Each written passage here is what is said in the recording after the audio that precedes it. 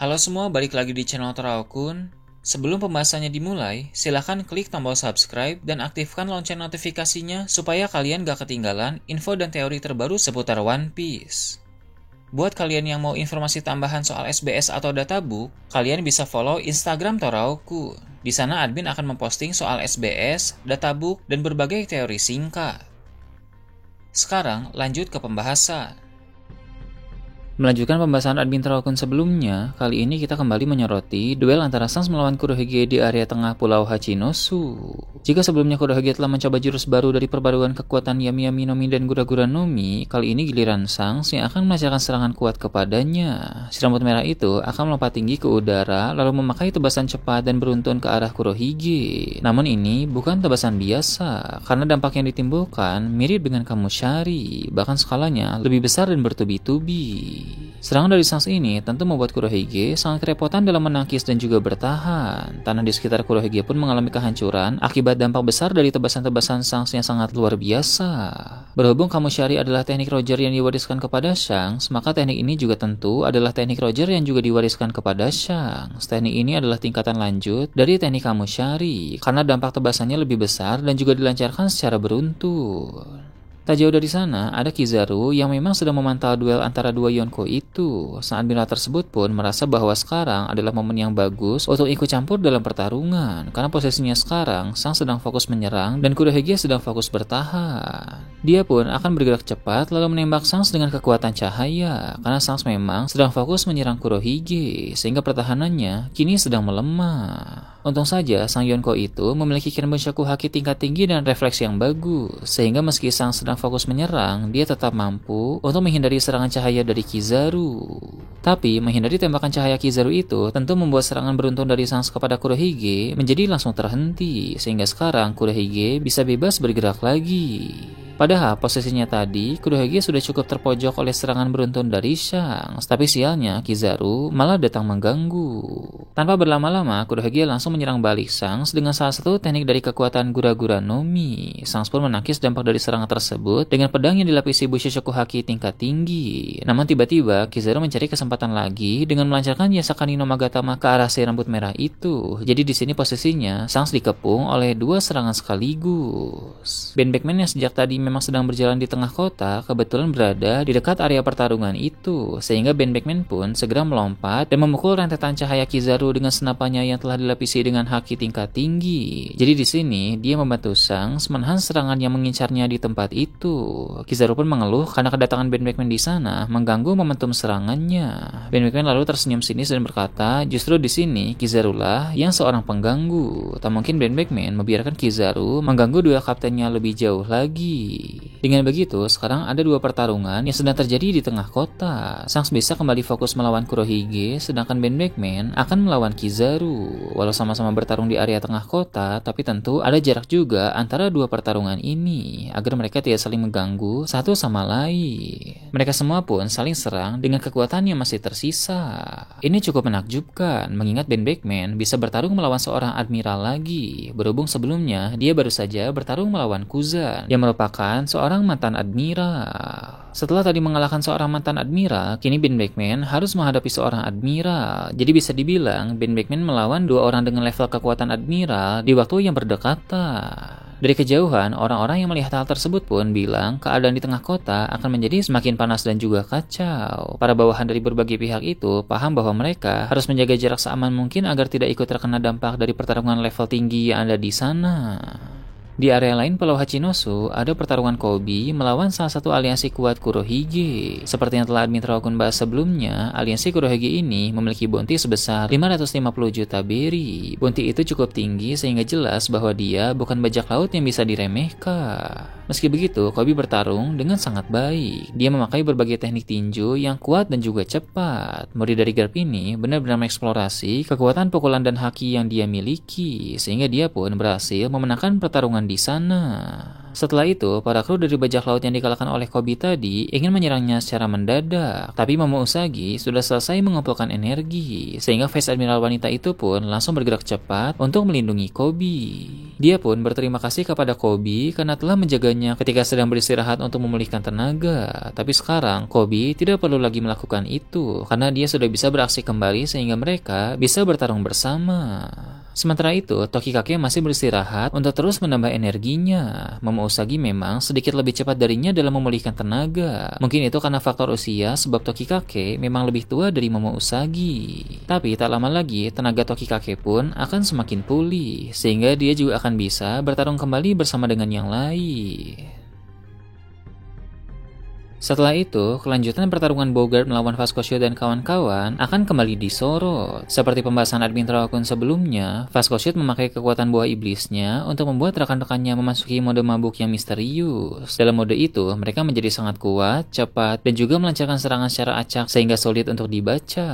Namun, Bogart adalah seorang petarung yang kuat, tenang, dan juga berpengalaman, sehingga dia berhasil mengalahkan rekan-rekan dari Vascocio itu. Kini, tersisa Vascocio yang harus dia lawan di sana. Sang komandan Titan itu pun memakai teknik yang sama, tapi bukan kepada rekan-rekannya, melainkan dia melakukannya kepada dirinya sendiri. Dia meningkatkan kadar alkohol di tubuhnya untuk memasuki mode mabuk yang memberinya peningkatan kekuatan dan kecepatan. Vascocio pun siap menyerang Bogart tanpa ragu-ragu. Bogart paham ini akan cukup berbahaya, sehingga dia akan bertarung dengan lebih serius dari sebelumnya. Beralih ke tempat lain, Pulau Karibari akan diperlihatkan. Di sana Fujitora telah selesai memulihkan tenaga usai pertarungan melawan Mihao. Sekarang yang mengambil alih pertarungan melawan Mihao adalah Admiral Ryokugyu. Sebenarnya Fujitora berencana untuk langsung membantu Ryokugyu ketika dia sudah selesai memulihkan tenaga. Tapi seperti yang Admin Trakun bahas sebelumnya, ada momen menarik yang terjadi di area pelabuhan di pulau itu, di mana salah satu kaisar dunia bawah bernama Giberson mengirim 2 anak buah terkuatnya untuk memimpin pasukan besar ke Pulau Karibari. Saat ini, banyak dari pasukan itu yang telah menerobos semakin jauh. Dia membuat para bawahan marinir menjadi sangat kerepotan. Maka Fujitora pun akan memutuskan bahwa dia harus menolong para marinir yang terdesak itu terlebih dahulu, karena dari apa yang dia lihat, untuk sekarang Ryokugyu masih mampu dalam memberi perlawanan kepada Mihao. Seperti yang kita tahu, Fujitora ini memang adalah admiral yang sangat baik hati, jadi dia peduli kepada para bawahan marinir yang sedang terdesak di tempat itu. Mungkin jika posisinya itu adalah admiral yang lain, dia tidak akan peduli kepada keroco angkatan laut, tapi berhubung ini adalah Admiral Fujitora, maka tentu dia sangat peduli kepada mereka. Fujitora pun maju lalu mulai melancarkan berbagai teknik serangan untuk mengalahkan para pasukan yang dikirim oleh Giberson itu. Melihat hal tersebut pun membuat 2 anak buah terkuat Giberson yang memimpin pasukan di sana tidak bisa tinggal diam. Mereka bergegas untuk segera melawan Fujitora. Di area lain, ada kaisar dunia bawah bernama Dracpeklo bersama dengan kru terkuatnya sedang bertarung melawan Serapi Moria. Dracpeklo pun memerintahkan kru terkuatnya itu untuk pergi membantu anak buah Giberson tadi, karena Dracpeklo tahu bahwa Fujitora adalah musuh yang sangat merepotkan, sehingga dia harus segera dihentikan secepat mungkin. Sementara itu, untuk pertarungan melawan Serapi Moria, Dracpeklo akan melakukannya bersama dengan kru yang lain. Kru terkuat dari Dracpeklo itu pun langsung menuruti perintah, sehingga dia bergerak cepat menuju ke tempat Fujitora berada.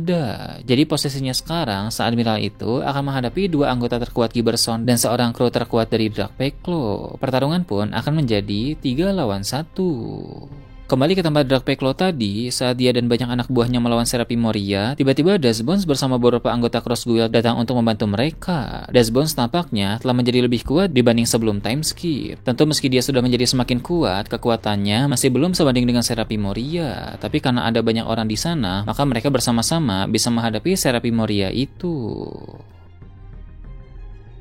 Beralih ke tempat lain di lautan, ada bajak laut Valen Monks. Dalam pembahasan Admin Trakun sebelumnya, Orochi dan kawan-kawan sempat pergi ke Elbaf sebentar tapi sudah keluar dari sana sejak beberapa waktu yang lalu. Tujuan Orochi kemarin datang ke Elbaf adalah untuk mengambil suatu senjata di perpustakaan burung hantu. Nah, setelah mendapatkan senjata itu, Orochi langsung pergi dari Elbaf karena dia tidak ada kepentingan lagi di negeri para raksasa itu. Dia sebenarnya sudah melihat bahwa ada pihak pemerintah dunia yang sedang mengacau di sana, tapi Orochi tidak tertarik terlibat dengan itu, sehingga dia langsung pergi saja meninggalkan pulau tersebut. Kini diperlihatkan Uroge dan bajak laut Villain Monks lain sedang berlayar di lautan. Uroge ini adalah salah satu bajak laut yang juga tergabung dalam jaringan dunia bawah, sehingga dia tahu soal pertempuran di Pulau Karibari termasuk pesan dari Buggy. Dia merasa tertarik dengan hadiah besar yang Buggy janjikan apabila membantu Cross Guild, sehingga Uroge pun menuju ke sana dengan kecepatan penuh.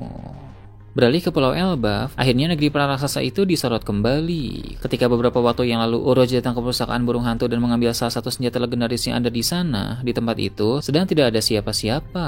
Nah, kini di tempat itu sudah datang beberapa penjaga perpustakaan yang berusaha memadamkan api di sana. Setelah api padam, mereka pun memeriksa bagian dalam. Ada beberapa buku yang terbakar, tapi sebagian besar buku-buku yang penting masih dalam keadaan aman. Namun mereka menyadari ada salah satu senjata legendaris yang hilang di sana. Tentu senjata yang hilang itu adalah yang telah diambil oleh Uroge, yakni semacam tongkat besar. Untungnya Uroge hanya mengambil senjata itu saja, sehingga senjata-senjata legendaris lain masih dalam keadaan aman. Dia pun melapor kepada Skoper Gaban melalui Denden Mushi tentang kejadian hilangnya senjata itu, karena memang penanggung jawab senjata-senjata legendaris itu adalah Skoper Gaban, sedangkan penanggung jawab buku-buku di sana adalah Jaguar Disau. Gaban yang saat ini masih berada di dunia bawah pun panik mendengar itu, tapi untungnya hanya satu senjata saja yang hilang di perpustakaan burung hantu, sedangkan senjata-senjata lain masih dalam keadaan aman. Dia pun bilang kepada Luffy dan kawan-kawan bahwa di atas nanti ada beberapa senjata yang ingin dia perlihatkan, karena senjata-senjata itu memiliki sejarah penting yang akan berkaitan dengan Luffy.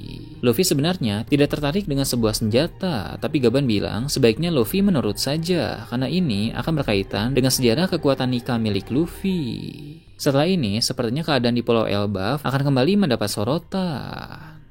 Berpindah ke tempat lain, Morgans dan yang lain akan diperlihatkan sedang bersembunyi di salah satu pulau yang tidak berpenghuni. Balon udara miliknya diparkir di tempat tersembunyi di sana. Seperti yang telah Bintaro Kun bahas sebelumnya, Morgans bersembunyi karena dia mendapat informasi bahwa Ksatria Suci mulai bergerak untuk memburunya bersama dengan CP0. Meski sekarang mereka berada di pulau yang tidak berpenghuni, Morgans menduga bahwa mereka masih belum aman, karena Ksatria Suci itu bisa saja memerintahkan orang untuk menelusuri beberapa pulau tak berpenghuni yang mencurigakan. Wapol yang mendengar dugaan tersebut pun menjadi panik dan meminta Morgans untuk melakukan sesuatu. Morgans pun bilang dia akan mencoba untuk mencari perlindungan dari salah satu orang yang dia kenal. Mengingat Morgans adalah salah satu kaisar dunia bawah juga, maka tentu orang ini punya banyak kenalan dan koneksi. Nah, itu tadi berbagai hal menarik pada pembahasan channel Taro Kun kali ini. Gimana menurut kalian? Silahkan tulis di kolom komentar di bawah. Oke, segitu aja untuk pembahasan kali ini. Jangan lupa like, share, dan subscribe untuk video menarik selanjutnya. Gue Taro Kun, Shambles.